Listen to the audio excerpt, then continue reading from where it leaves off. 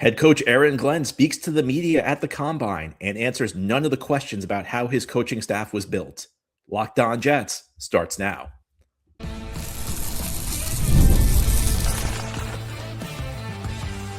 You are Locked On Jets, your daily New York Jets podcast. Part of the Locked On Podcast Network, your team every day. Welcome. This is the Locked On Jets podcast, part of the Locked On Podcast Network, your team every day. It is Wednesday, February 25th, 2026, and I'm your host, John B. from GangGreenNation.com. Thank you so much for making the show your first listen or first watch every day, and for making Locked On the #1 sports podcast network. Big shout out to you everydayers. If you're new to the show, this is a daily podcast covering the New York Jets with new episodes each day through the week, Monday through Friday. On today's show, we're going to break down what Aaron Glenn and Darren Mougey said yesterday at the NFL Scouting Combine. The Jets head coach and general manager spoke to the media, and unlike most offseason press conferences where you get a lot of boilerplate answers to questions, we got some substance from Mougey in particular. And we also heard some discussion from Glenn. Mougey declared that the Jets are making a decision, which doesn't sound that great, picking up Will McDonald's fifth-year option. We'll talk about that. Mougey also announced the Jets are likely to give Breece Hall the franchise tag if they can't work out a long-term deal. That's a good decision. We'll talk about that. But we must begin by talking about what Aaron Glenn had to say. On yesterday's show, I led with a preview of Glenn's press conference. And while I typically am not a big believer that press conferences have a ton of meating, this was an exception to me because of what transpired during the first couple weeks of the offseason, where the Jets turned over half of their coaching staff. And not just low-level assistants. We're not talking about quality control coaches. We're not talking about entry-level offensive, defensive assistants. We're not talking about assistant position coaches. The Jets turned over key members of their coaching staff. The offensive coordinator. The defensive coordinator was fired in season. The passing game coordinator. Key position coaches. The quarterback's coach. The defensive line coach. Glenn essentially overhauled his coaching staff. And it was striking because usually you don't see that big of a change after year one. You see some changes. You don't see that big of a transition, though. And the way the Jets did it left them open to a lot of questions because the Jets seem to be making it up as they go along. At least that's how it looked to me from a distance. The Jets got a couple weeks into the offseason before they announced some of these dismissals. And reports indicate that a lot of these coaches were led to believe that they were going to keep their jobs. And midstream, well, as the Jets searched for a defensive coordinator, it seemed like Glenn changed his mind about calling the plays. He decided to take over the play calling. And the Jets ended up hiring a defensive coordinator, Brian Duker, who was not one of the 8 candidates on their initial list of interviews. So there was a lot up in the air. And this was an opportunity for Glenn to kind of clear things up and talk about his vision for the team and explain why things went the way they did, because there are rumors out there that the owner, Woody Johnson, got involved, as he is known to do. And if you look at the time frame, there was a meeting, we know, at Woody Johnson's house, which is common. It's an organizational meeting. Every team has some form of it. You meet with the owner after the season to discuss your direction. But there was a big change of pace between the period before the meeting and the period after the meeting. And if Woody Johnson got involved, it at least would have explained why there was such a rapid transition. And if Woody Johnson gets involved, that's usually trouble for the Jets because, as we know, Woody Johnson doesn't know what he's doing. So this was a chance for Aaron Glenn to share his vision and explain why things went the way they did. And if it wasn't Woody Johnson, he could offer some sort of vision. He could offer some sort of explanation for why this offseason, at least the early part, at least the coaching staff, was handled the way it was handled. Because the way it was handled was odd. And I think it put the Jets at a disadvantage as they tried to fill out their coaching staff. When I think about a way a team operates, I think there are 2 things that are important. I think the plan's important and the execution's important. If you don't have a good plan, you aren't going to succeed no matter what. If you have a good plan, you still have to execute it. Last year, Aaron Glenn's first-year coaching staff, I think the plan was reasonable. I think the execution was lacking. He brought in a guy he was hoping would be the next hot young offensive coach in Tanner Engstrand. He brought in an experienced defensive coordinator in Steve Wilks. He brought in an experienced offensive coach in Scott Turner as the passing game coordinator to kind of oversee Engstrand and mentor him. The plan was fine. The execution, not so good. Did he find the next hot offensive coach in Tanner Engstrand? No. Was Steve Wilks a quality hire, a defensive coordinator? Ultimately not. But the plan to me matters. And at this point, all we can evaluate is the plan because we haven't seen the coaching staff in action. The plan here, because of everything that happened, it just made it look like the Jets were kind of making it up as they went along. And I don't think Glenn did a very good job speaking to the media at setting aside those concerns. He was asked about whether Woody Johnson influenced his decision to take over the play calling on defense. He said he's not pushing to pick coaches. And he mentioned that Woody Johnson's been very supportive to him. He then talked about Wink Martindale. And if you follow the process by which the Jets hired the defensive coordinator, for the first couple weeks of the interview sessions, Martindale was viewed as the favorite. Then he went to the team facility. Something changed. Around this time, it started leaking out that Glenn was interested in the play calling. And this is what led Martindale to withdraw his name from consideration for the job.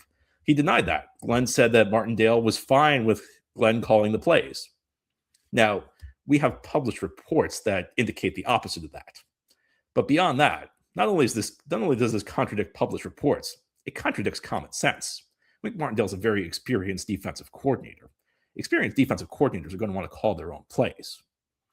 And Wink Martindale is a guy who, has a big ego. Look, I wasn't in the room. I guess anything's possible. I guess it's possible Wink Martindale was fine with Aaron Glenn calling the plays, but knowing what we know, especially with Wink Martindale having so much experience under his belt, I think it's more likely than not that Wink Martindale would want to call the plays and that it would be a deal breaker. And again, we have reports that suggest this. So I don't know where Glenn is making a comment like this and expecting us to believe it.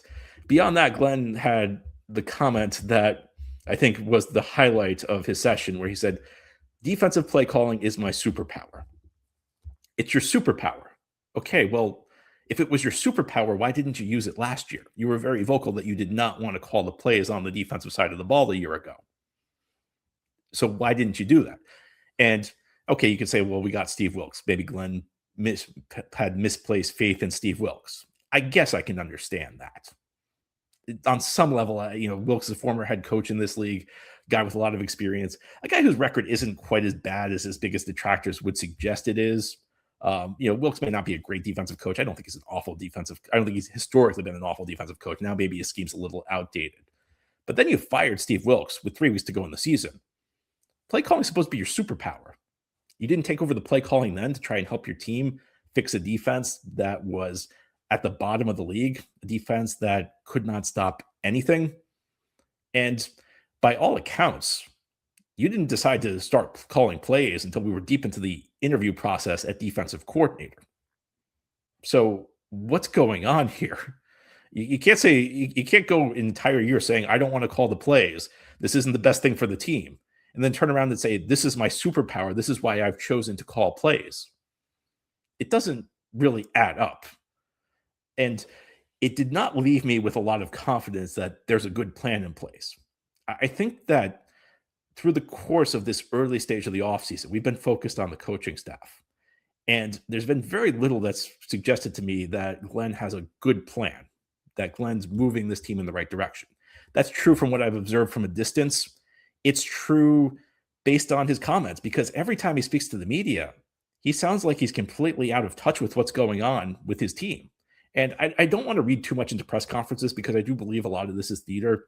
And I don't ever want to destroy a coach because he has a bad press conference.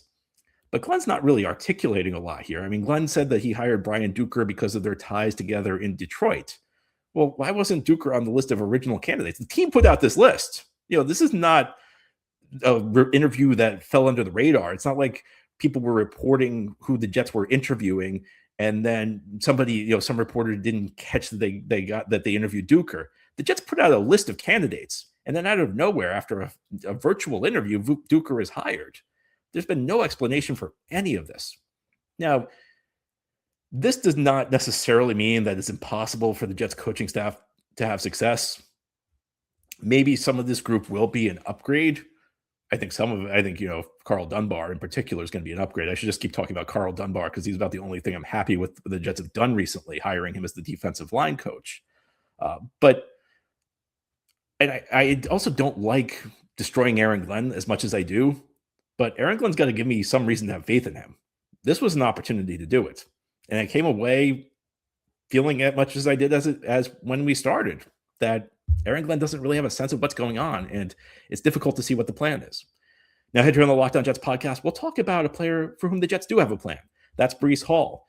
Darren Mougey stepped up to the podium after Aaron Glenn spoke and revealed the Jets' intentions with Breece Hall. I think that they're making the right move. Get used to seeing Breece Hall in green and white. We'll discuss as we continue here on this Wednesday edition of Locked On.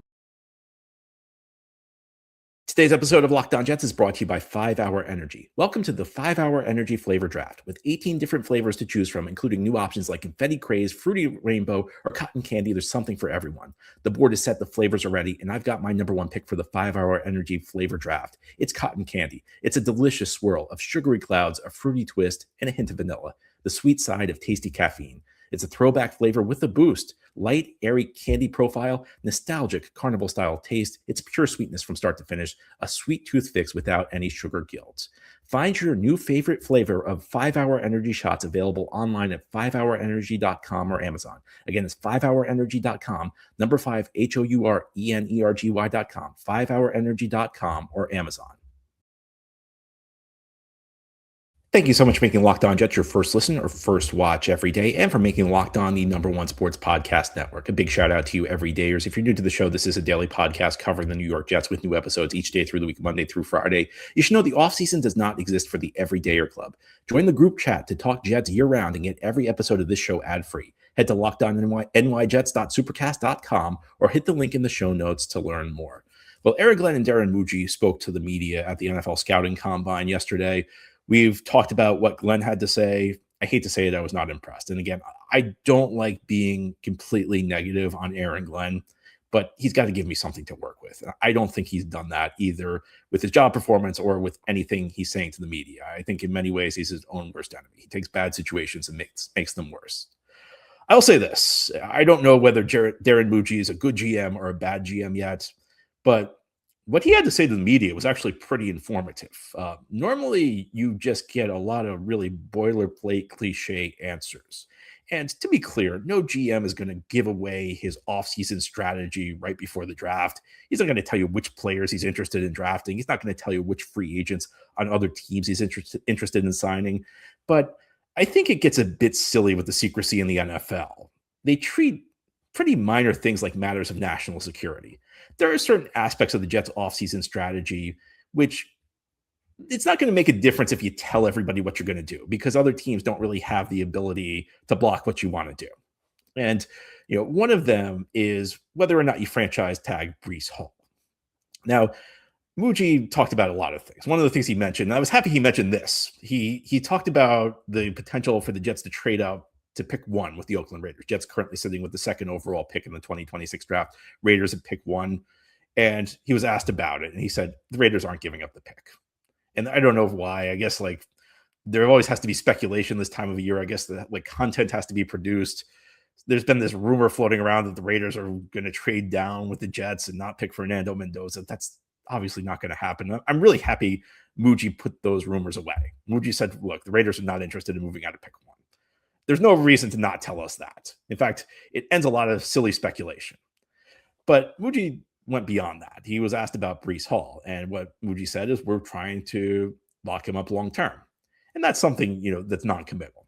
A lot of teams will tell you that with their free agents, whether or not it's true or whether it's false. And, there are degrees to which you're interested in locking up a player long term. Sometimes it'll take a discount to keep a guy. But Mougey actually revealed that the Jets are prepared to put a tag on Breece Hall if they are not able to lock him up long-term before its free agency starts. And if you're not familiar with the way the tags work in the NFL, and I know a lot of you are, but some of you may not be, the NFL is kind of singular among sports. There aren't many leagues that have this. I think the WNBA has something similar, but I think that's about the only league I know of that has a concept like this. The NFL has options for teams to keep free agents. There is the franchise tag and the transition tag.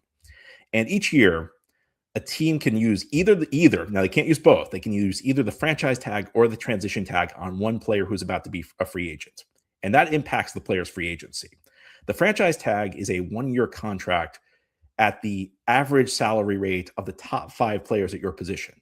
The transition tag is a 1-year contract at the average of the top 10 players at your salary at your position. So overthecap.com, great resource if you're interested in learning the salary cap.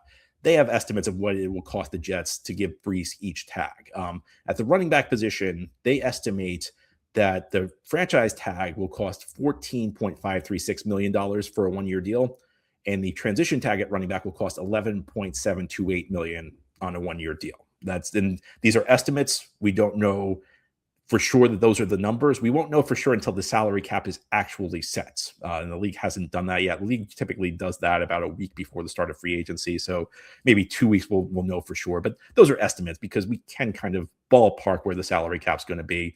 And that's kind of one of the things that helps set that figure. So you might ask yourself, if the transition tag is only $11.728 million and the franchise tag is $14.536, well, why wouldn't you just use the transition tag? The answer to that is the franchise tag gives you more control of the situation. With the transition tag, what it gives the Jets, first of all, it does give Breece that contract offer of 1 year for $11.728 million. But Breece is allowed to shop himself around. Breece is allowed to negotiate with other teams. In fact, Breece is even allowed to sign a contract. It's known as an offer sheet, but essentially it's a contract with another team. It could be a multi-year deal. It could be whatever fits into the next team's cap. Now, what the transition tag does, it gives the Jets a chance to match it. So if Breece agrees to terms with another team, if he signs an offer sheet, which would turn into a contract, the Jets can match it. If the Jets choose to match it, Breece returns to the Jets on that very contract, those terms exactly. Franchise tag is more restrictive. For all intents and purposes, the franchise tag prevents the player from seeking out other options. And we can get into like the exclusive tag versus non-exclusive tag. I think that information is not that important. What you need to know is that essentially no team's going to be able to get a player who's on the franchise tag unless he's traded. So what could happen is if the Jets and Breece can't work out a long-term deal and Breece goes, I don't want to be here, and he gets the franchise tag, the Jets could say, okay, sign the franchise tag. You're on a 1-year contract. Now we can trade you somewhere and get compensation for you if you leave. So the franchise tag gives you quite a bit more control over the situation. I've been kind of struck by how many reporters are suggesting the Jets are considering giving Breece the transition tag. I don't really see where that would be logical because the Jets have enough cap space. And this is a weak free agent class. I mean, there's no way around it. And it's only going to get weaker as other teams tag their own top players. I think the Jets are a team that needs talent.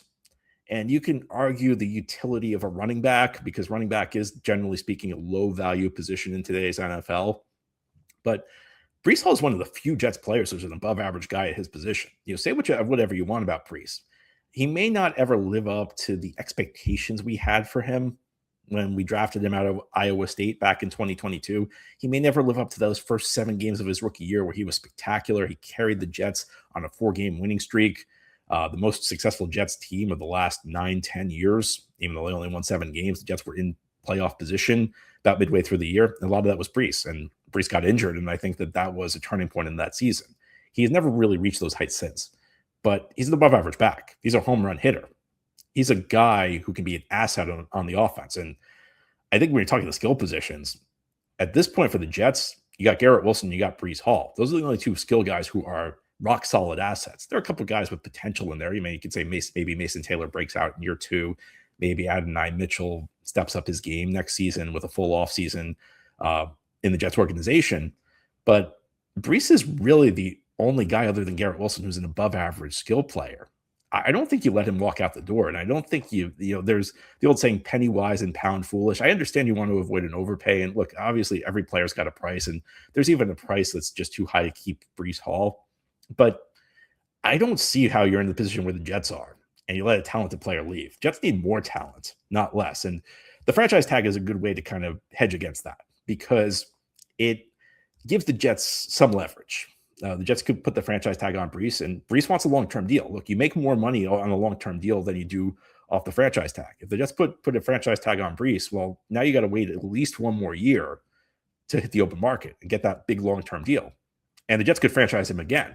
It kind of puts the ball in the Jets' court. And that's why using the franchise tag on a player like Breece, to me, is smart. I don't think you can let Breece Hall leave for nothing. I think that if you were going to let him leave in free agency, you should have traded him at the deadline when you had offers, because there were reports the Jets got offers. Maybe they weren't spectacular offers, but you got to get something in return for a good player leaving. The franchise tag, you now have that opportunity. Either you will keep him at least for this year and hopefully work out a long-term deal, or you'll be able to trade him and at least recoup some compensation. There has to be a strategy with Breece. You cannot let one of your few talented players leave and get no compensation in return. And let's just dispense with the notion the Jets are getting a compensatory draft pick for Breece Hall. The Jets are not in a position to be aiming for compensatory picks this year. Compensatory picks are extra picks the NFL gives you if you lose more free agents than you gain. With the Jets roster in its current state, the Jets cannot afford to sit out free agency. And that's what it will require for this team to get a compensatory pick. So I think what the Jets did was no-brainer. They cannot let Breece Hall leave for nothing. If Breece leaves, and my preference would be to keep him around because I still think he's got some good years left in him.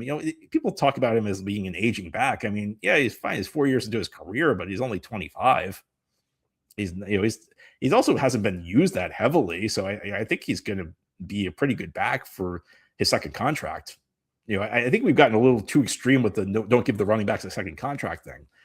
Keeping Breece, I think, was the smart move. I think that Mougey gained some trust in me by making this decision.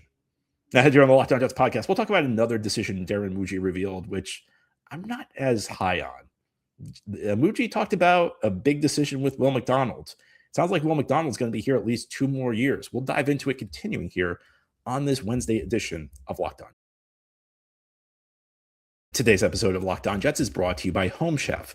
As the new year gets going, a lot of people are trying to simplify their routines, and dinner's a big one. Between busy work days, cold winter nights, and packed schedules, having an easy, reliable dinner plan makes a huge difference. That's where Home Chef comes in. Home Chef takes the stress out of cooking by delivering fresh, pre-portioned ingredients right to your door with easy-to-follow recipes that actually taste great.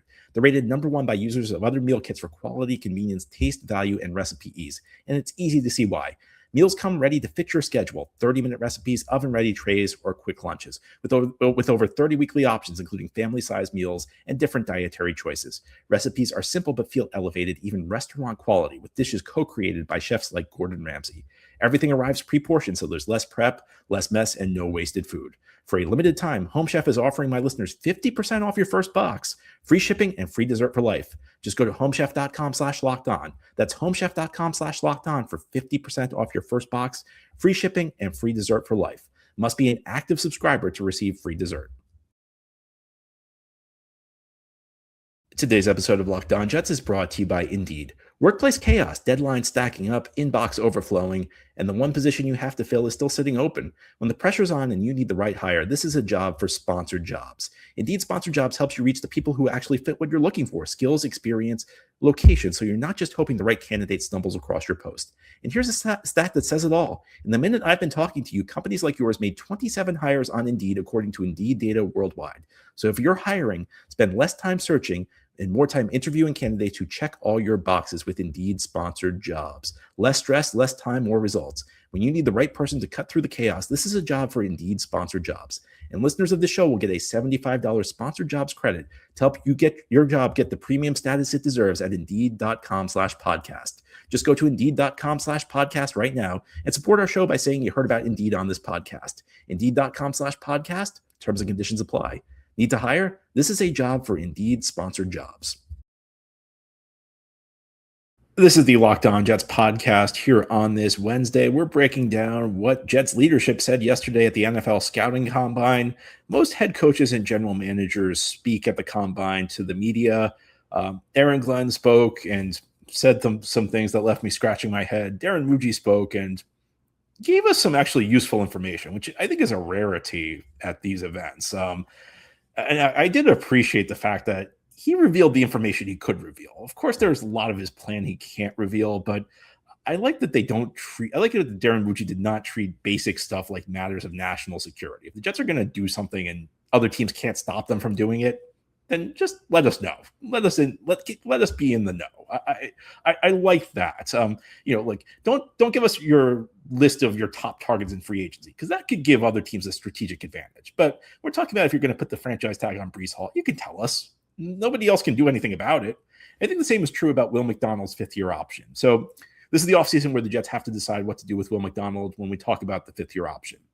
First-round picks in the NFL get 4-year contracts. The team has an option, though, for the 5th year, and it's a bigger salary than the first 4 years. The first 4 years are cost controlled. The 5th year, if you pick up the team option, it's at a higher salary. And there are lots of things that determine what the salary will be. It's determined by things like the position you play. It's determined by things like playing time, like have you made a Pro Bowl. It's become a complex formula. It's become more complex than it used to be. You have to decide though between year 3 and year 4 whether you're picking up that 5th-year option. So you're making a decision for 1 year in advance.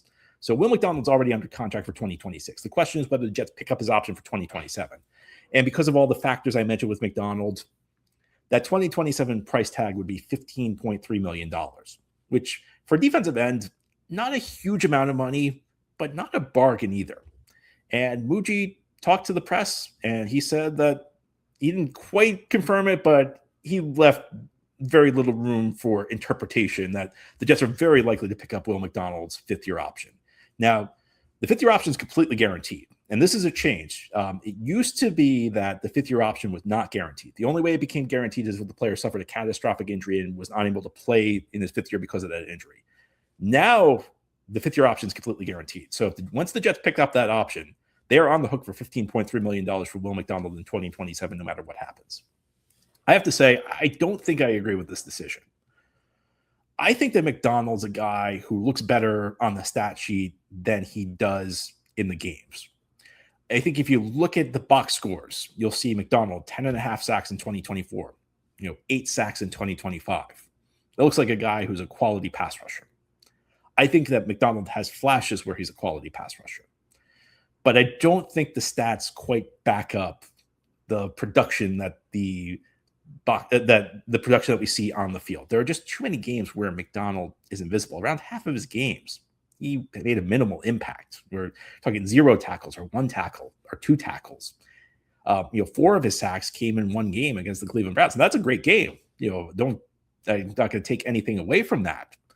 But this is not a guy who's making a consistent impact on a weekly basis, and he's a limited guy. I think that the hope this year was that bulking up over the course of the offseason would lead him to be sturdier against the run. It just hasn't happened. He hasn't made it there. So I would be very hesitant to pick up McDonald's 5th-year option. I'd be more inclined to let him play this year out. In fact, I got to be honest with you. I've been disappointed in McDonald the last year. I'd really look to see if I could get a late day 2, early day 3 pick from him. Maybe one of his old coaches, Robert Saleh or Jeff Ulbrich, would be interested in that. We know that was the coaching staff when the Jets drafted him. It was a surprising pick back in 2023. If you could get a pick of value for McDonald, I'd really think about doing that because I just don't think he's developed into a rounded player. Now, I'll throw a couple of caveats out there. Number one is the guy I've been praising nonstop. This show should just become Locked On Carl Dunbar, because I think Carl Dunbar is a great coach. So if Carl Dunbar pounded the table and said, I can fix this guy, Dunbar is one of the few coaches the Jets have ever had who I actually believe. Dunbar might be able to make him into a more rounded pass rusher, because I think Will's pass rushing arsenal is a bit limited. I think he's kind of got the speed rush, spin move combo. We saw a little bit of bull rush developing early in the season, but he doesn't have a ton of moves. If Dunbar can make him into a more diverse pass rusher with bigger arsenal of moves, I can understand it. I can see it. The other option I would see would be maybe some sort of role change or position change. And what I mean by that is, I got to be honest, if I was coaching the Jets, I would think about maybe making McDonald a hybrid type player, maybe linebacker on early downs, pass rusher on late downs. And the reason I say that is I look at his skill set, and for his faults, I do think he's got pretty good instincts. If you look at the plays where he's unblocked, and when a defensive lineman's unblocked, usually it's by design, and it's usually because the offense is running some sort of fake to try and get him to run himself out of the play. McDonald doesn't bite on those. McDonald's good at picking things up like screens. And when there's open space between him and a ball carrier, his pursuit is crazy. And I wonder whether those skills could translate into an off-ball linebacker type role. He did play a little linebacker at Iowa State, so it's not a completely foreign position to him. It's not like you're starting from square one there. I wonder maybe whether he would be better suited for that role, because we know on the early downs, on downs where the run's on the table, it's way too easy to wash him out. Way too easy to take him out of the play. And then maybe when we get to like the 3rd and longs or like the late game situations where the other team's going to throw and the run's not on the table, then you let him rush the passer. And I think that can make him more efficient as a pass rusher, because if you have an effective yet limited set of pass rushing moves, the less opposing offensive linemen see you, the more effective they'll be. If you're seeing a guy all game and he's throwing the same 2-3 moves at you, you're going to be able to pick up his tells. You're going to be able to figure him out. Whereas if you're only seeing him a handful of times a game, those moves are going to be more effective. So I think, and it could also have more of an impact because then you're putting him in on the really high leverage plays, the plays where he's got an opportunity to make a real difference. So I don't know if the Jets are even considering that, but I just wanted to throw that out there because that's something I would consider looking at Will's skill set, looking at his film, seeing the things he's good at and the things he's not good at. But at the same time, if Will McDonald has a great season next year, I don't know that like he's looking at that much more than $15.3 million per year in free agency. Maybe he's looking at a little bit more, but I don't think that he's getting a huge raise off one more good season. And if he doesn't have a good season, that $15.3 million could end up being a pretty bad deal for 1 year. So I can't say I'm crazy about this. I think you look at the risk reward. I think that there's more risk than reward for the Jets picking it up. We'll see what Dunbar can do. I mean, if you're looking for the silver lining, I think it would be maybe you trust Carl Dunbar to develop well, and maybe you trust Dunbar to get more out of him than his previous coaches have. Maybe that's possible. Anyway, that's all for today's episode. This has been the Locked On Jets podcast, part of the Locked On Podcast Network. Your team every day is our motto. As always, if you enjoyed the show, hit the subscribe button where you're watching or listening so that you'll never miss an episode. If you enjoyed the show and are listening on a podcast, first give it a 5-star review. And if you're watching on YouTube and enjoy the show, give this episode a big thumbs up. Helps other Jets fans find the podcast. Enjoy your Wednesday, everybody, and send in your mailbag questions. We're going to move our mailbag to Thursday this week. I look forward to answering your questions tomorrow. Talk to you then.